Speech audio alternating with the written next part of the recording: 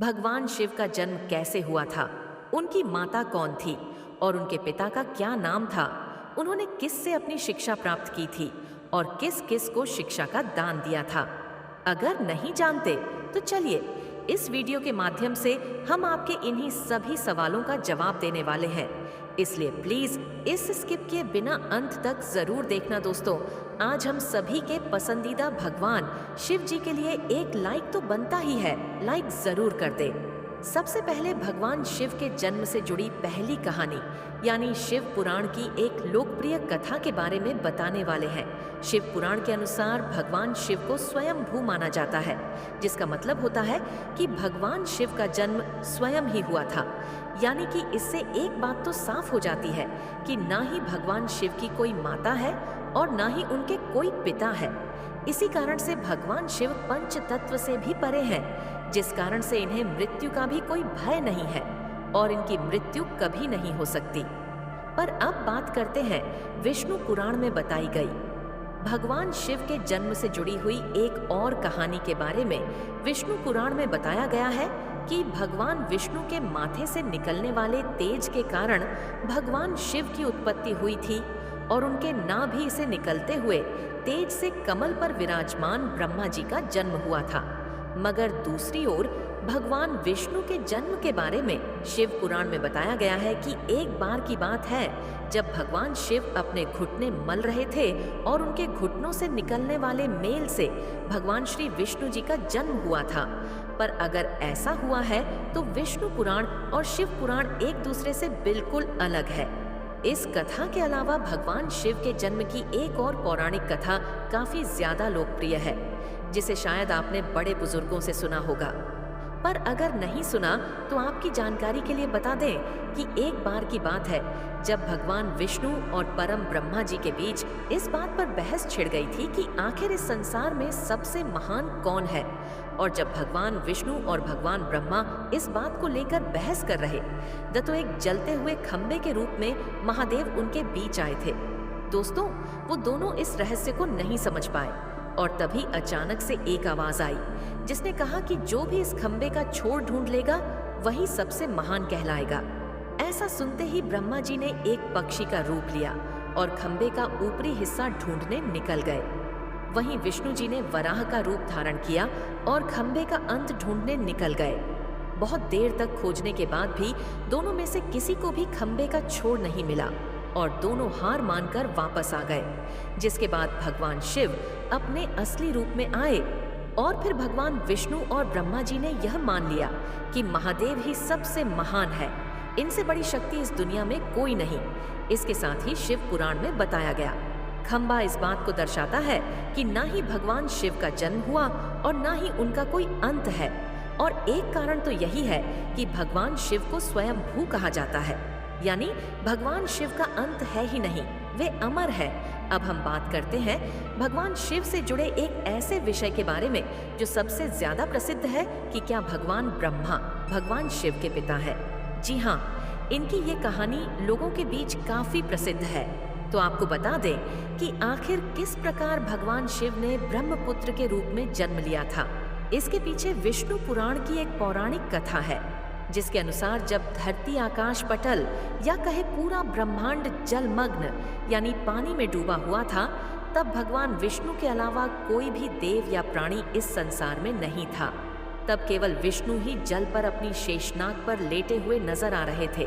जिसके बाद उनकी नाभि से कमल की दांडी पर ब्रह्मा जी प्रकट हुए और जब भगवान ब्रह्मा और भगवान विष्णु इस ब्रह्मांड से संबंधित बातें कर रहे थे तब भगवान शिव प्रकट हुए, जिसके बाद ब्राह्मणी उन्हें पहचान से इनकार कर दिया।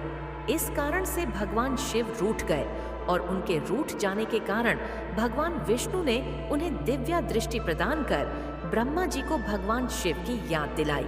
जिसके बाद भगवान ब्रह्मा को अपनी गलती का एहसास हुआ और शिव से क्षमा मांगते हुए उन्होंने उनसे अपने पुत्र रूप में पैदा होने का आशीर्वाद मांगा।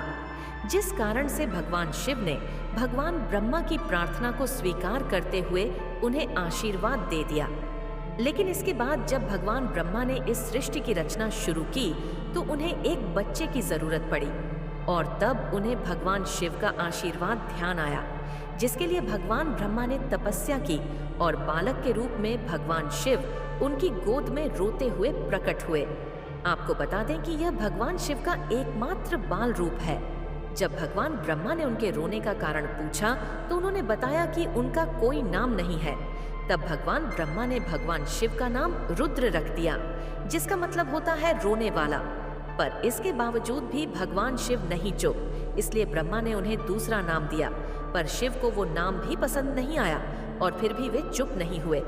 इस तरह शिव को चुप करने के लिए भगवान ब्रह्मा ने भगवान शिव को 108 नाम दिए। जो रुद्र, सर्वभाव, उग्र, भीम, पशुपतिनाथ और महादेव जैसे नाम है, और शिव पुराण के अनुसार उनके ये नाम पृथ्वी पर लिखे गए थे। इसके बाद बात आती है श्रीमद् देवी महापुराण की। तो श्रीमद् देवी महापुराण में भगवान शिव की माता और पिता के बारे में बताया गया है। श्रीमद् देवी महापुराण के अनुसार देखा जाए तो एक बार जब भगवान नारद जी ने अपने पिता भगवान ब्रह्मा जी से पूछा कि सृष्टि का निर्माण किसने किया है, साथ ही भगवान विष्णु, भगवान शिव और आपके माता पिता कौन है, तब भगवान ब्रह्मा जी ने नारद जी को त्रिदेव के जन्म के बारे में बताया। जो बताया वो वाकई चौंका देने वाली बात थी। दरअसल उन्होंने कहा कि देवी दुर्गा और शिव स्वरूप ब्रह्मा के योग से ब्रह्मा, विष्णु और महेश का जन्म हुआ था। यानी प्रकृति का रूप लिए माँ दुर्गा ही हम तीनों की माता है और ब्रह्मा यानी कल सदा शिव हमारे पिता है। इसके साथ ही श्रीमद् देवी महापुराण में भी भगवान विष्णु और भगवान ब्रह्मा के बीच हुए झगड़ा की एक कहानी मिलती है, जिसके अनुसार एक बार श्री ब्रह्मा जी और विष्णु जी में झगड़ा हुआ और दोनों में बहस छिड़ी हुई थी। तब भगवान ब्रह्मा ने कहा कि सृष्टि को मैंने बनाया है और मैं ही प्रजापिता हूँ, जिसके जवाब में भगवान विष्णु जी ने कहा कि मैं आपका पिता हूँ, क्योंकि आप मेरी नाभि निकले हुए कमल से पैदा हुए हैं। और धीरे धीरे कर ये बहस बढ़ती गई दोस्तों।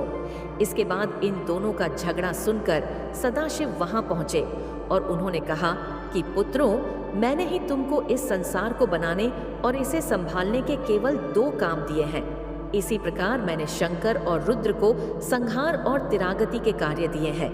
इसके साथ ही उन्होंने कहा कि मेरे पंचमुख है, एक मुख से आकर दूसरे मुख से पुकार, तीसरे मुख से मुखर, चौथे मुख से बिंदु और 5वें मुख से नाद यानी कि शब्द प्रकट हुए हैं। उन्हें परियों को एक साथ मिलाकर देखा जाए तो एक अक्षर ओम बनता है, जिसे आज हम सभी भगवान शिव के मूल मंत्र के रूप से जानते हैं। इतना कहने के बाद भगवान ब्रह्मा और विष्णु दोनों ही समझ गए कि भगवान शिव से ज्यादा शक्तिशाली इस दुनिया में कुछ भी नहीं है, और दोनों ने भगवान शिव को प्रणाम किया और चले गए। चलिए दोस्तों, अब जब आप भगवान शिव के बारे में इतना तो जान ही चुके हैं, तो क्या आपको पता है कि आखिर भगवान शिव ने किस शिक्षा प्राप्त की थी और उनके गुरु कौन थे? हम जानते हैं, शायद ही इसका जवाब आप में से किसी को पता होगा, पर जिन्हें नहीं पता है उन्हें बता दें कि भगवान शिव स्वयं इस संसार के गुरु माने जाते हैं, जिन्होंने संसार में गुरु शिष्य की परंपरा की शुरुआत की थी।